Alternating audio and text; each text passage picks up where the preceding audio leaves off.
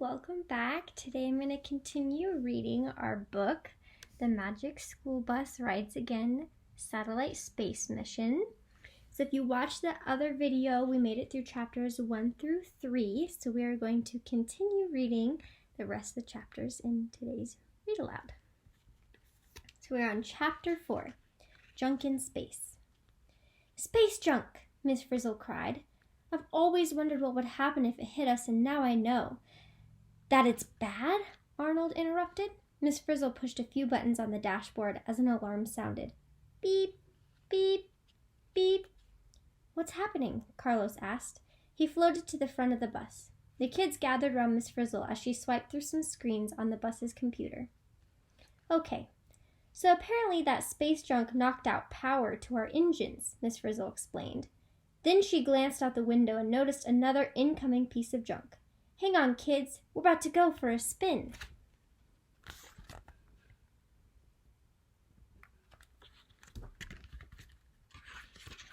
Suddenly, there was another jolt, and the bus began to free fall. Whoa! The kids cried as they flew around inside the bus. Guys, I'm so sorry, Kesha shouted. Are you kidding me? Ralphie replied. This is a blast. Yeah, Wanda agreed. We're flying. The bus slowed down. What is space junk anyway? Ralphie asked. Dorothy Ann pulled out her tablet and typed away. According to my research, it's machine parts and waste that's left over in space from old satellites and rockets, she explained. There are thousands of pieces around Earth all the time.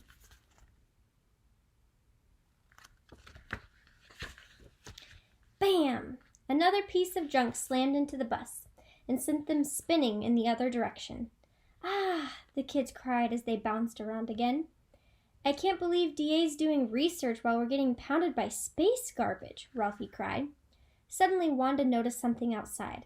Hey, look out the window, you guys, she said. It's a satellite, Kesha cried. And there's way more space junk, too, Carlos added as he pointed to the other objects floating past the bus. Great gawking, kids, Miss Frizzle said as she floated over to them. And who needs engine power anyway? That space junk gave us a big push into a higher orbit. Now keep your eyes peeled for a Frizz communications satellite. It beams pictures, sound waves, radio waves, and soccer games.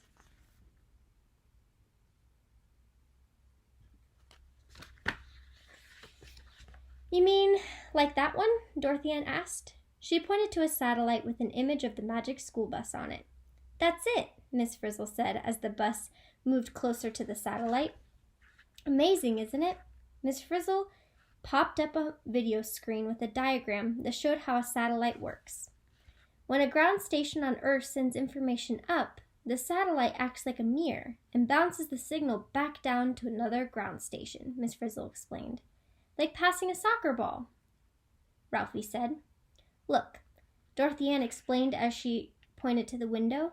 The signal goes in a straight line, so it needs to bounce from satellite to satellite to get around the curve of the Earth.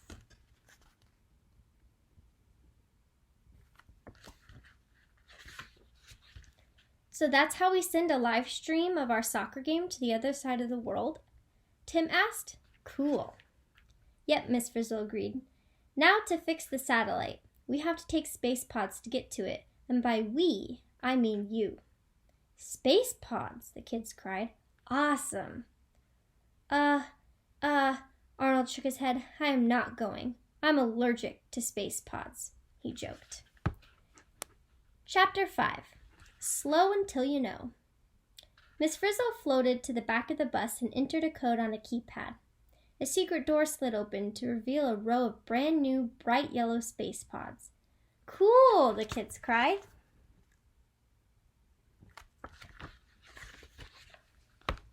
Now, they take some getting used to, Miss Frizzle explained, so go slow until you know how to handle it. And there's one thing to keep in mind. But Kesha wasn't listening. She was looking out the window. This is the perfect spot for my picture, she whispered. Meanwhile, Miss Frizzle was giving the class important instructions. So this glowing button, she pointed to a special button on the space rod. Now listen carefully. But Kesha was busy daydreaming. I wonder what astronaut camp would be like, she thought. Maybe I'll get to meet super famous astronaut Kathy Cooper. Kesha squealed out loud in excitement, just thinking about it. So whatever you do, don't push the button, Miss Frizzle warned. Got it, replied everyone except Kesha. She hadn't heard a word of Miss Frizzle's instructions.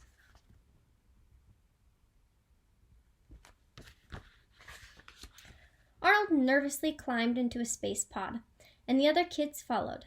They put on a special headset that allowed them to talk to Miss Frizzle and one another. Then they drove their pods out of the bus and into space. Let's do a total system check of the satellite. She moved her pod closer to the broken device. No physical damage that I can see, Wanda said as she floated around to the other side of the satellite.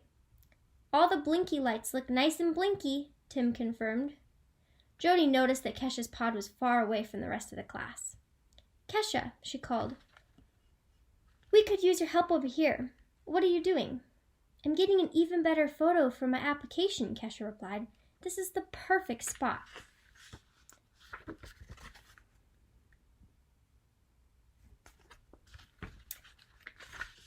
Kesha pulled a lever and stepped on the gas to make her pod move forward, but instead she flipped upside down. Whoa, Kesha cried.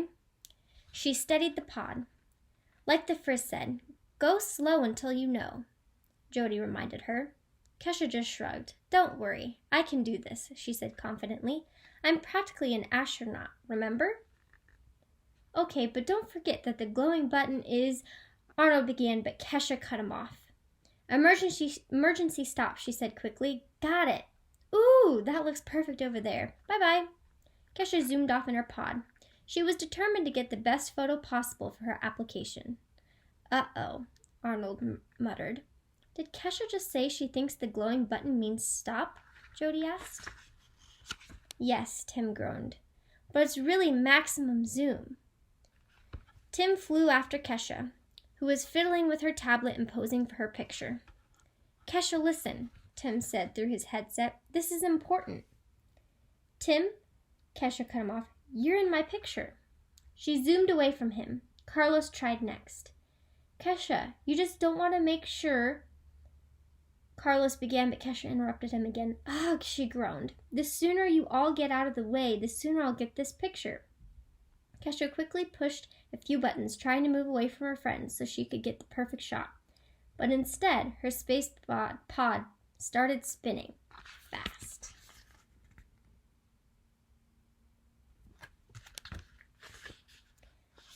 Ah, she cried. How do I stop this thing? Uh-oh, Jody said nervously. I just hope she doesn't push. Maximum zoom, the other kids all shouted, and that is exactly what Kesha did. Chapter 6, Maximum Zoom. Kesha's space pod zipped through space, picking up speed as it went. Congratulations, a robotic voice inside the pod said. You have reached maximum zoom. You were in low Earth orbit, passing the International Space Station and the Hubble telescope. Now you're heading straight for a weather Fritzsat.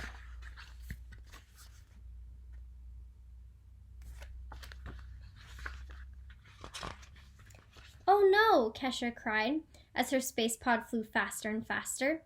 I'm going to hit it. Stand by for safety pillows, the voice continued. Safety pillows? Kesha gasped. What are safety pillows? A second later, a robotic arm with a pillow on it smacked her in the face. Oof, Kesha cried.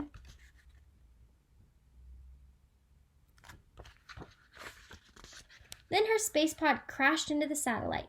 Wham! The space pod whirled and twirled through space, bouncing from one satellite to the next. Smash! Crash! You are now in medium Earth orbit, the computer continued. You're heading for a radio Fritzsat. Bang! Ah! Kesha cried. Help! I'm wrecking all the satellites. Kesha's space pod continued to bounce from one orbit to the next, knocking out satellite after satellite. Meanwhile, the other kids had flown their space pods back to the bus for help.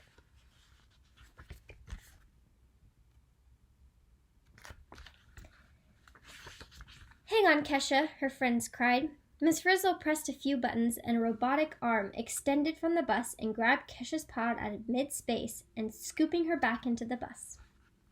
So the glowing button wasn't the emergency stop, huh? Kesha asked. She looked down at the floor.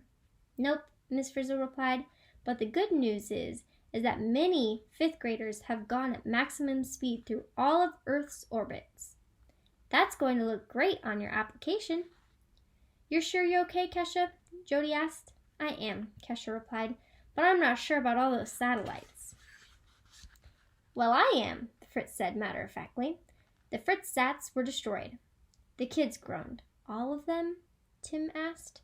Yep, Miss Frizzle replied. I'm afraid every Fritz sat in our orbit got knocked off its path. Let me guess, Dorothy Ann said as she tapped away on her tablet. Not only is the soccer game satellite down, but so is everything else. Not everything else, the Fritz replied. Just the Fritz network.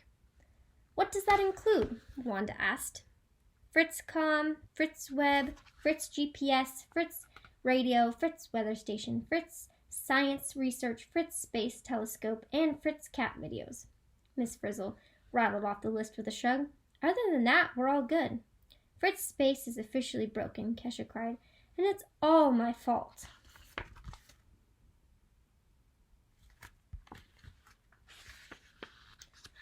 Chapter 7, Assembly Required.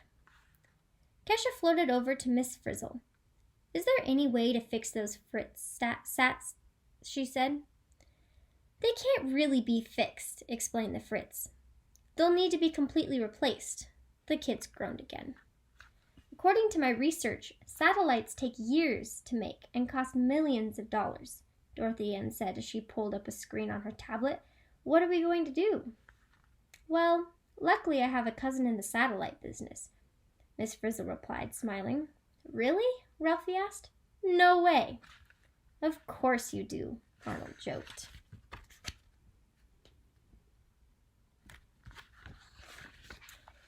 Miss Frizzle punched a few buttons on the dashboard, and suddenly there was a delivery for the Magic School Bus. 7 big boxes appeared for each student. Cool, Carlos said as he grabbed a box and opened it up. Metal pieces, screws, and tools all floated out. Huh, this doesn't look like a satellite. Well, there is some assembly required, said the Fritz. The kids quickly got to work building their satellites.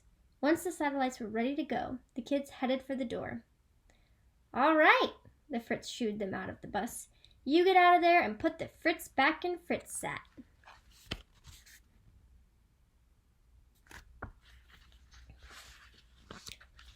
She means put the satellites back in orbit, Wanda explained.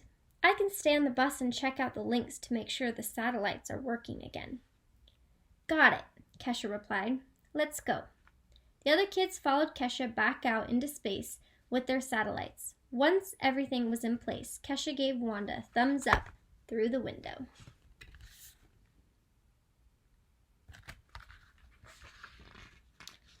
Okay, everyone, Wanda instructed through her headset. Turn on your satellites. Kesha looked at hers nervously. The last time she had pressed a button, it hadn't gone so well. She took a deep breath. Here goes, she said, pushing the green power button. A moment later, all the lights on the satellite were blinking. Wanda, Kesha asked, are the satellites communicating with Earth like they're supposed to? Not yet, Wanda replied as she studied the computer screen. Something's not right. Wait, Kesha said thoughtfully. When the original Fritz sats got smashed, they weren't just in one orbit. I zoomed all over the place.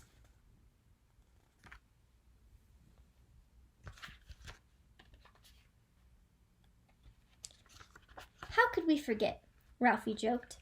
That means we have to find the right orbits for our new Fritz sats, Kesha said. Yeah, but how do we do that?